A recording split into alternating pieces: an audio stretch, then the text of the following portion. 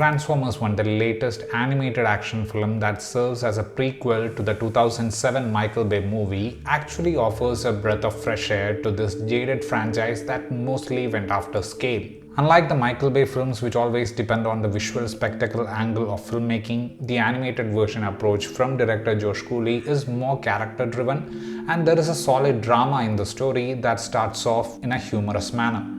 So the story is set in Cybertron many years before the events we saw in the 2007 movie, and there are two kinds of Transformers on that planet. One category has cogs and can transform, and the other ones without cogs are considered minors. Our main characters, Orion Pax and D16, are followers of their ruler Sentinel Prime. When these two decide to take part in an annual race called Icon 5000, they manage to grab the attention of Sentinel Prime.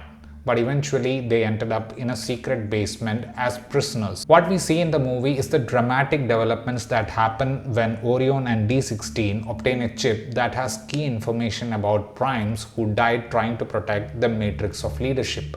The prequel has an entirely different visual aesthetic, and hence it uses the liberty of being an animated film to stay away from the signature Transformers stuff. The screenplay takes a lighter tone in the initial portions of the movie, and if you look at the story, it is the classic tale of the rise of the manipulated and oppressed. But the flavor of humor gives it an interesting outlook. The movie then gradually goes into the details of the conflict, which makes it a tale of rebellion. The second and third act of the movie is what makes it really exciting when you look at the movie both as a Transformers film and as an animated film. There is that political layer in the story where we are seeing Orion Pax and D16 going against Sentinel Prime. While that fight is pretty black and white, the other tussle in the story, the one that ultimately leads to the creation of the major rift in the whole franchise, is in the grey zone. While Orion believes in restoring equality and doesn't want that to begin with an act of crime, D16's perspective is entirely different, and his reasons are not one-dimensional. The final act of the film that sets up things towards the Cybertron and power dynamics we know has enough moments of goosebumps to its credit.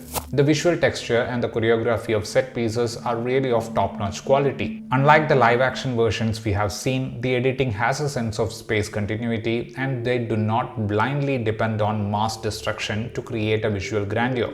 And since the movie is happening on a different planet, the patriotism porn vibe is not there in this film. The Michael Bay signature of ultra slow motion shots is used in this film, but only at a few key moments, making the use of it look sensible. Brian Tyler's score beautifully elevates certain dramatic sequences. The voice cast of the movie has some prominent names like Chris Hemsworth, Brian Tyree Henry, Scarlett Johansson, Jon Hamm, Lawrence Fishburne, and Keegan-Michael Key, and they all fit in perfectly for the roles. And that slight transition of Hemsworth's voice into Peter Cullen was a terrific theatrical moment. On the whole, Transformers 1 takes an entirely different approach. The contrast it has from the other films is pretty much similar to how Taika Waititi's Thor Ragnarok gave a different visual aesthetic to Marvel films.